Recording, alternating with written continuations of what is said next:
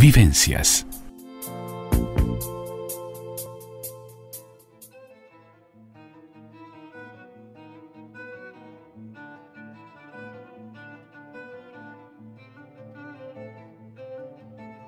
Mano a mano y sin diván.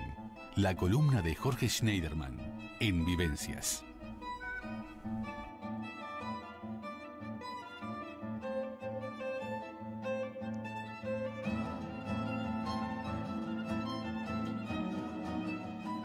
Y ya estamos con Mano a mano y sin diván, la columna del licenciado psicólogo Jorge Schneiderman, para hablar hoy de la soledad, un síntoma de la vida contemporánea.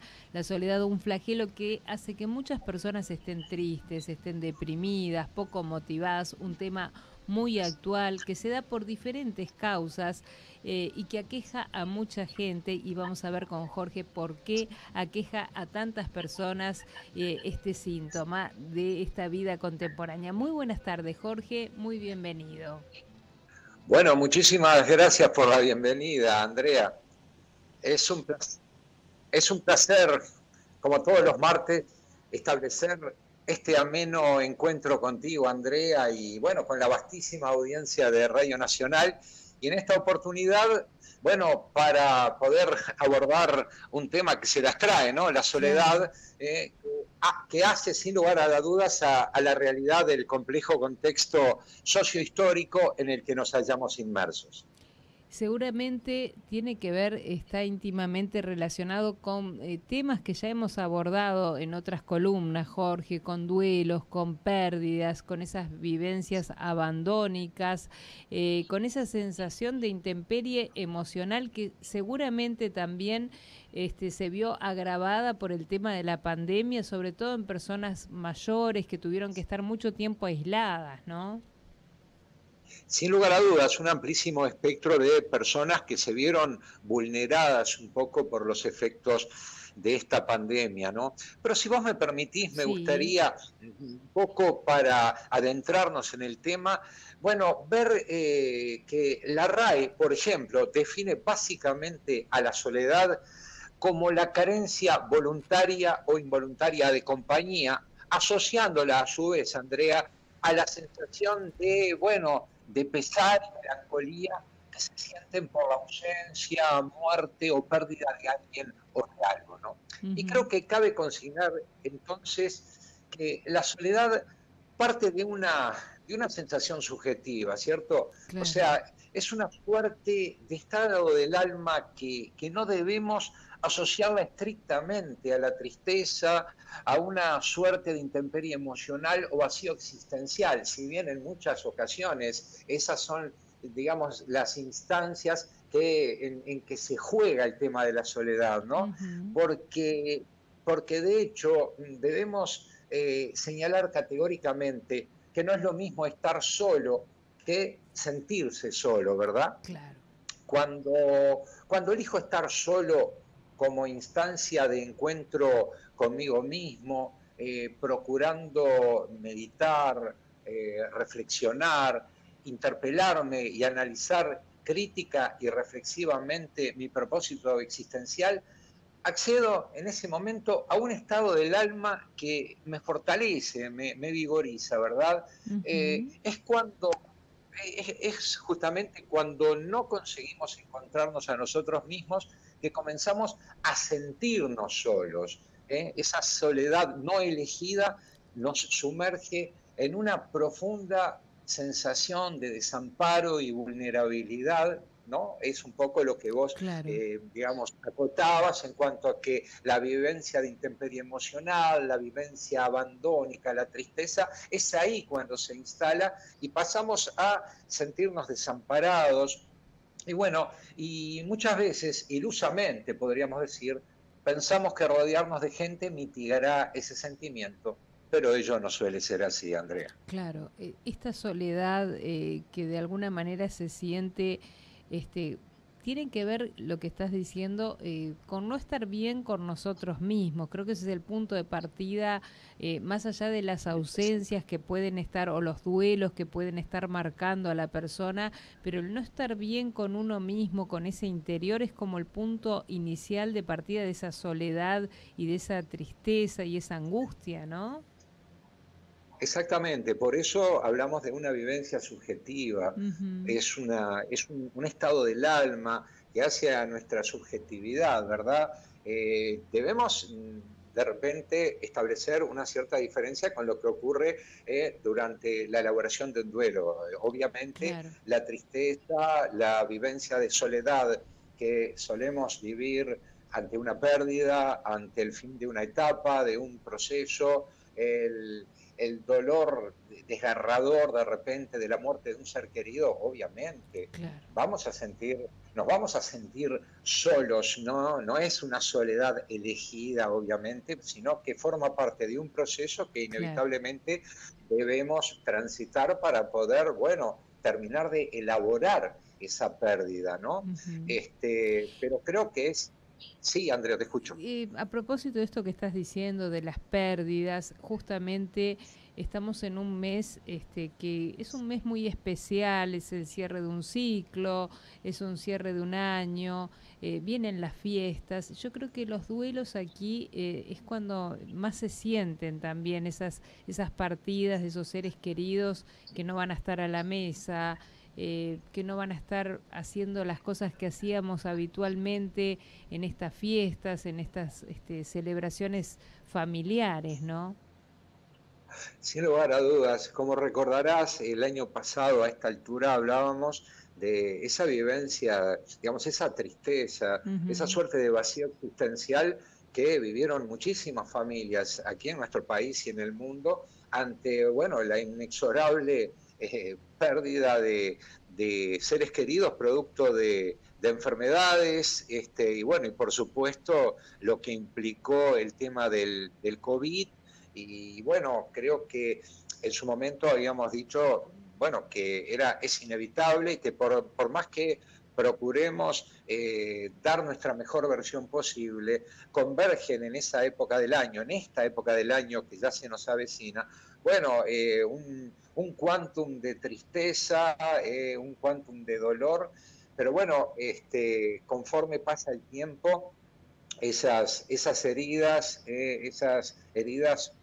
comienzan a restañar y creo que la mejor manera de honrar la memoria, el recuerdo de esas personas que seguramente anhelarán desde donde están, que logremos recuperar la alegría de vivir, la capacidad de disfrutar de la vida, bueno, eso debe ser el motor impulsor para poder justamente sobrellevar estas fiestas que, bueno, a veces nos generan ese padecimiento de la falta del otro, de la falta de esas personas, de esos referentes que constituyeron parte importante y que constituyen parte importante de nuestra vida, ¿no es cierto, Andrea? Claro.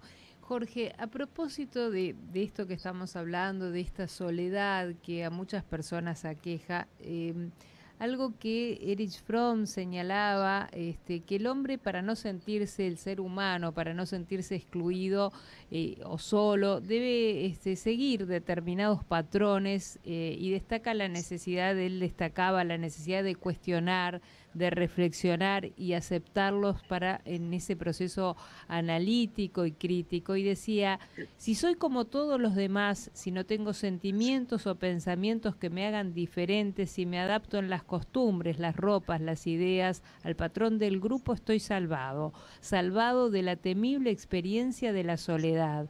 Los sistemas dictatoriales utilizan amenazas y el terror para inducir esta conformidad y los países democráticos la sugestión y la propaganda. Esto lo decía Erich Fromm hace muchos años atrás, pero creo que tiene que ver con esa que muchas veces nos sentimos excluidos del sistema y no nos queremos sentir excluidos y hacemos un montón de cosas que en definitiva nos terminamos sintiendo solos para no sentirnos solos, pero es como una paradoja, pero es lo que pasa, ¿no?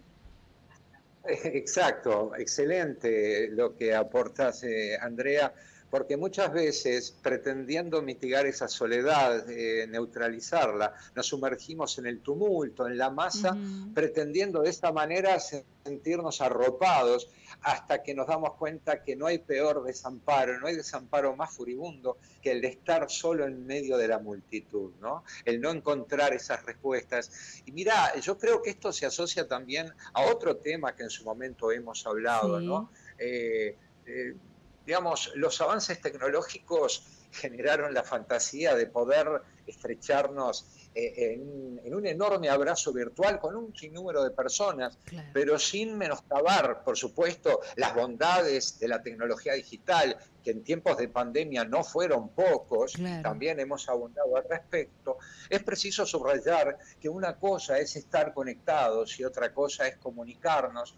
No debemos confundir contactos con amigos, no Ujú. debemos suplantar aquellos aspectos de las relaciones interpersonales que nos humanizan y confundir de repente un mero intercambio a través de una red social como digamos, el establecimiento de una amistad. La amistad implica muchas cosas, por sobre todas las cosas, tiempo, el poder Claro. generar esa ida y vuelta, el poder construir afinidades a través del diálogo, del intercambio, del poder explicitar, de poner en palabras los dolores del alma, de poder sentirse afín con esa persona y, bueno, generar la confianza necesaria como para poder poner nuestra historia en manos de esa persona, ¿no?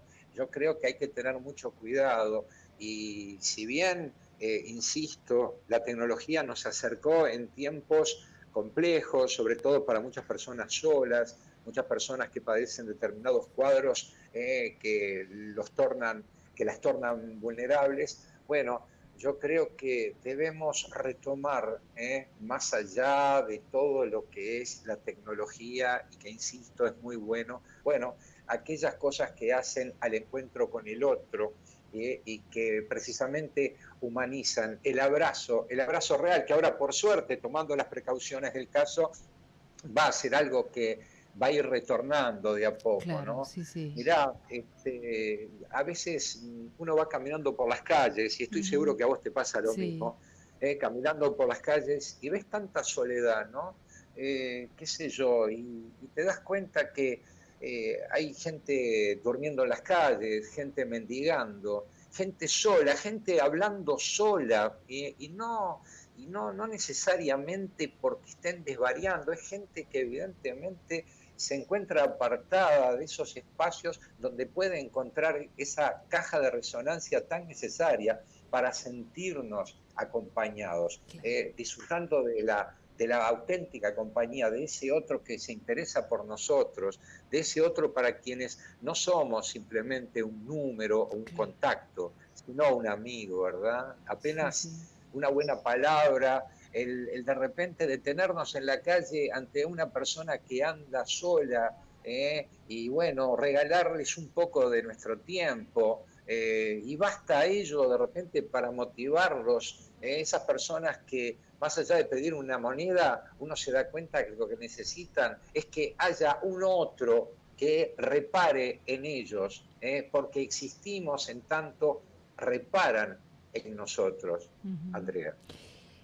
Jorge, algo que tú señalaste a lo largo de estos minutos, que me parece muy importante, el tema de esta soledad, que es algo subjetivo. Y esto tiene que ver con que también el concepto de soledad no es igual en Occidente que en Oriente, ¿no?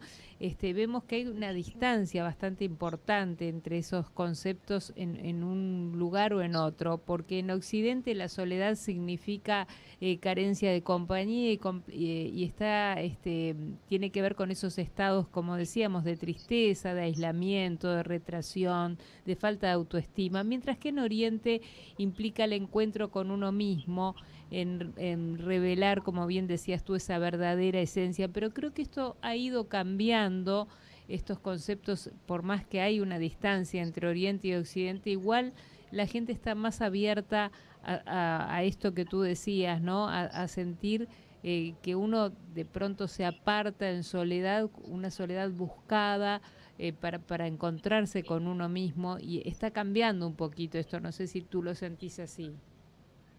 Sí, yo creo que es cierto, tal cual.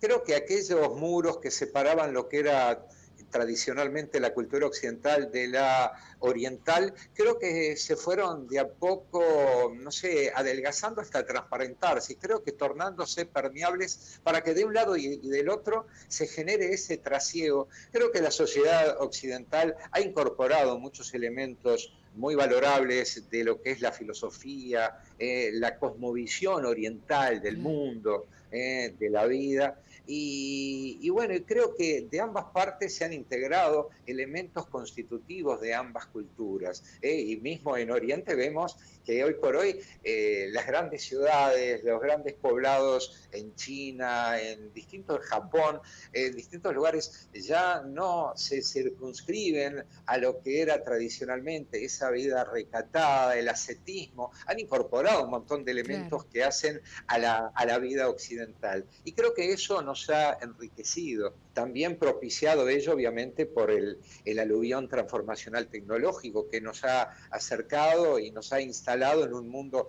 menos ancho desde el punto de vista de las distancias. Y bueno, en ese sentido es muy cierto. Y creo que han ingresado de buena manera esas concepciones orientales en cuanto a la valoración de la vida desde su costado más espiritual. Creo que hay una necesidad de ampararnos bajo el paraguas de la espiritualidad en tiempos en que, como ya hemos hablado tantas veces, el consumismo que nos propone esta sociedad del rendimiento a veces nos dice basta, y creo que en ese sentido estamos incorporando una mirada diferente, más introspectiva, más de mirar hacia adentro, tratando de entender que realmente los cambios en la vida jamás se producen de afuera hacia adentro, sino de adentro hacia afuera. El poder reorganizar, ordenar nuestros objetos internos es lo que nos permite reenhebrarnos a la vida cuando muchas veces, se suceden eventos, pérdidas o simplemente el aleatorio reparto de la existencia nos sitúa en medio de una pandemia como la que hemos sufrido a lo largo de estos años. Creo que es importantísimo entender la importancia de comunicarnos cada vez más, lo que no implica apartarnos de lo que es el disfrute propio de la tecnología, pero debemos hablar más, debemos poner más en palabras nuestros sentimientos. Yo siempre recuerdo un concepto de Freud que decía que, y lo dijo hace 90 años, decía, todavía la ciencia no ha inventado el recurso, el fármaco capaz de superar el inconmensurable valor de un puñado de palabras amables. Nos vamos con ese concepto, Jorge, porque realmente es precioso. Como para cerrar, nos vamos con ese concepto precioso de Freud, porque estoy pasada de minutos. Muchísimas gracias y nos reencontramos el próximo martes. Vivencias.